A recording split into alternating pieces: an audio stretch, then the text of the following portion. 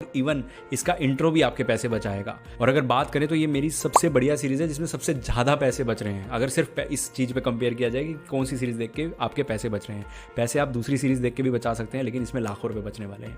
और home loan लेते वक्त हम बहुत सारी गलतियाँ करते हैं, वो गलतियों से आपको ये सीरीज़ बचाएगी। हमें किन किन चीज़ों का ध्यान रखना चाहिए होम लोन लेते वक्त, उन चीज़ों से बचाएगी।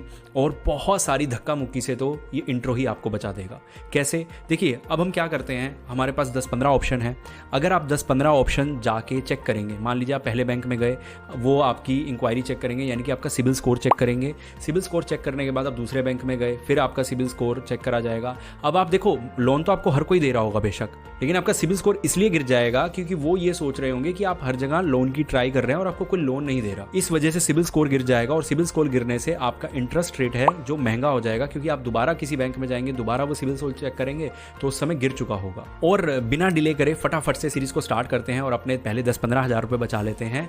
और सबसे बड़ी बात, अपने दोस्तों के साथ ज़रूर शेयर कीजिएगा, क्योंकि देखो, घर तो सबको बनाना है और सबको इस चीज़ की ज़रूरत है। तो अपने दोस्तों के भी पैसे बचाइए और अपने भी। और अभी चलते हैं पहले पार्ट की तरफ। अब यहाँ पे 10,000 बचाने से पहले आप एक बात समझ लीजिए कि हम इस पूरी सीरीज़ में ऑलमोस्ट हमेशा यही एग्जांपल लेके चलेंगे कि हम 10 लाख का लोन लेने वाले हैं किसी भी कैलकुलेशन के लिए, ठीक है। तो अब हम चलते हैं आगे और देखते हैं सबसे कम प्रोसेसिंग फ़ीस कहाँ लग रही है। प्रोसेसिंग फ़ीस क्या होती है कि जब भी आप लोन लेने जाते हैं तो शुरू में एक फ़ाइल बनती है, उसके चार्जेस लगते हैं, तो वो प्रोसेसिंग फ़ी यहाँ आपको किस में सबसे कम लग रही है वो देख लेते हैं। तो अगर हम यहाँ बात करें सबसे पहले SBI होम लोन की, तो 0 up to 0.35 लग रही है, ठीक है, आपके होम लोन की। उसके बाद हम यहाँ पे मार्क करते चलेंगे जिनकी 1 से कम है। सैलरीड एंड सेल्फ एम्प्लॉयड की जो भी है वो अप टू 0.50, तो HDFC होम लोन भी ठीक हो गया, SBI भी ठीक हो गया, ठीक है, ICICI भी बढ़िया हो गया, 0.50 से स्टार्ट है। एक्सिस को अभी के लिए काट देते हैं क्योंकि सिर्फ 1% से तो इनका स्टार्ट है। बैंक ऑफ बड़ौदा बहुत अच्छा है, कोटक महिंद्रा फिर 0.50, बाकी सभी बैंक्स को हमें छोड़ना पड़ेगा। ये तो देखो IDFC पता नहीं कौन से नशे करके बैठा है, 3% तक आपका तो फीस ही ले लेगा ये। नहीं भाई, नहीं देने 3%।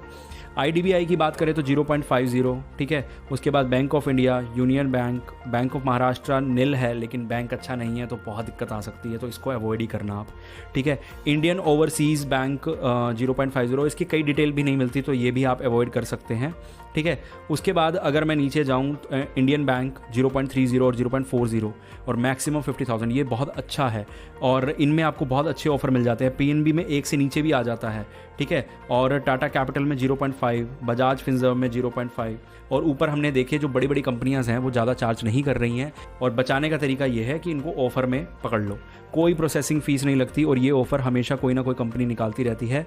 बैंक ऑफ इंडिया ने निकाला था ये ऑफ़र, पुराना है ये ऑफ़र तो, लेकिन अभी भी कोई ना कोई कंपनी ऐसे ऑफ़र्स निकालती रहती है जहाँ प्रोसेसिंग फ़ीस नहीं लगती, यानी कि आपके सीधे सीधे 10-15 हज़ार बचेंगे। आपको इन ऑफ़र्स का वेट करना है, कभी 15 अगस्त पे, कभी दिवाली पे, कभी ना कभी होम लोन पे बिना प्रोसेसिंग फ़ी के बेचते रहते हैं। तो इन चीज़ों को आपको ढूंढते रहना है, ठीक है।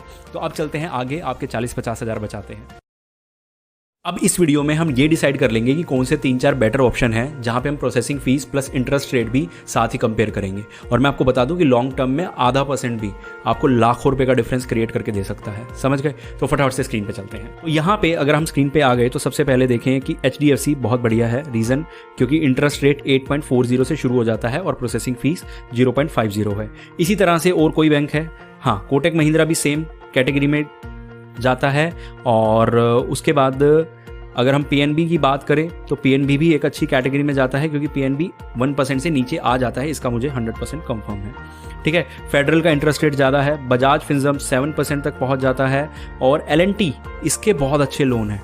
क्यों? क्योंकि मैक्स टू मैक्स 9% तक दे रहा है, ऊपर से प्रोसेसिंग फीस भी जस्ट 0.25 है, तो ये काफ़ी बढ़िया ऑप्शन हो सकता है, ठीक है। उसके बाद स्टेट बैंक ऑफ इंडिया फिर 9 से ऊपर चले गए, mostly home loan. Central bank of India भी काफ़ी अच्छा है। उसके बाद बैंक ऑफ बड़ौदा, ये तो अभी फ्री चल रहा था, मतलब अभी तक फ्री ही चल रहा है। और यहाँ पे बैंक ऑफ बड़ौदा में आपकी प्रोसेसिंग फीस पूरी तरह से बच सकती है, और होम लोन लेकिन 9 से ऊपर पहुँच जाएगा। तो मेरे हिसाब से तो आप होम लोन का पहले इंटरेस्ट रेट देखें, बाद में आप देखें कि फ़ीस बच रही है या नहीं बच रही, क्योंकि आपको ओवरऑल अगर मैं ऊपर जाऊँ जो यहाँ पे L&T में ज़्यादा सस्ता पड़ेगा बैंक ऑफ बड़ौदा से, क्योंकि 10,000 आप वहाँ बचा लोगे, बाद में तो आप बहुत ज़्यादा एक्स्ट्रा पे कर दोगे, ठीक है। बैंक ऑफ महाराष्ट्र भी अच्छा है, अगर आपको अपने शहर में अच्छी सर्विस मिलती है, आपका अच्छा एक्सपीरियंस रहता है जाने के बाद, तो आप यहाँ जाके चेक कर सकते हैं। उसके बाद अगर हम बात करें तो कोई भी मुझे ज़्यादा अच्छा नहीं लगा यहाँ पे। पंजाब नेशनल फिर भी काफ़ी अच्छा है। तो सबसे पहला ऑप्शन, अब मैं 3 ऑप्शन आपके लिए बता देता हूँ। सबसे पहला ऑप्शन आप पंजाब नेशनल में जा सकते हैं, और मेरे हिसाब से इन दोनों को आप छोड़ ही दीजिए, बैंक ऑफ महाराष्ट्र वगैरह को।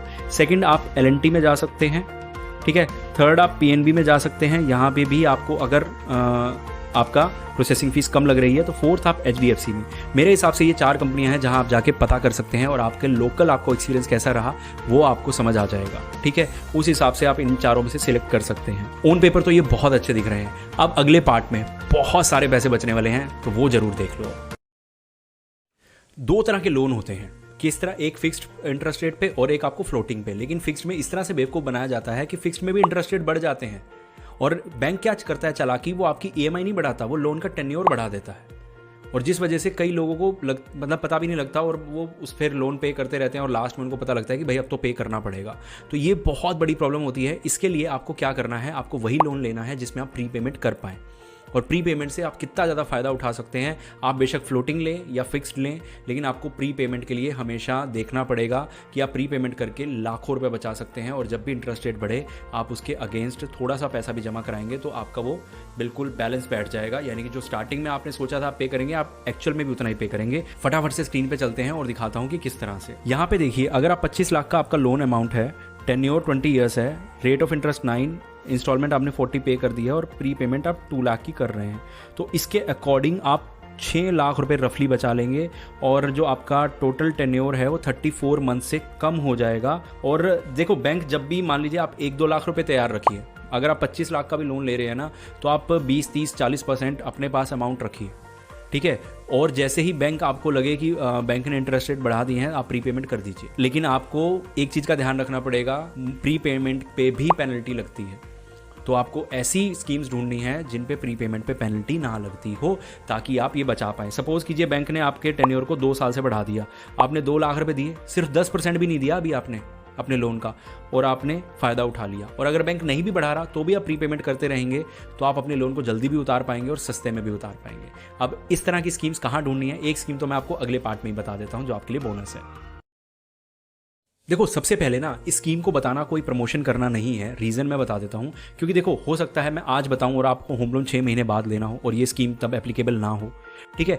इस स्कीम को बताने का पर्पस ये है, और ये किस तरह से आपके लिए बेनिफिशियल हो सकती है, कि इस स्कीम में जो जो बेनिफिट हमें देखने को मिल रहे हैं, अगली बार अगर आप होम लोन लेने जाएँ तो आपको वो बेनिफिट देखने को मिले। अभी के लिए ये लोन अमाउंट दे रहे हैं 10 लाख रुपए। तो सबसे बड़ी बात, आपको सेम, अगर इससे ज़्यादा लोन अमाउंट चाहिए तो आपको बाकी सारी चीज़ें सेम मिलनी चाहिए।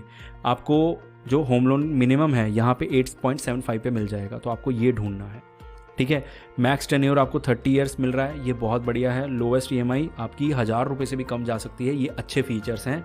और सबसे बड़ी बात, फिक्स लोन होने के बावजूद भी आपके पास कोई प्री पेमेंट चार्ज नहीं है, ठीक है। तो ये बहुत ही एक अच्छी स्कीम है, और भी काफ़ी इसमें चीज़ें हैं जो आप जाके देख सकते हैं। होपफुली आपको सीरीज़ पसंद आई होगी, और अगर आप होम लोन लेने जा रहे हैं तो इस सीरीज़ ने आपको बहुत ज़्यादा हेल्प किया होगा।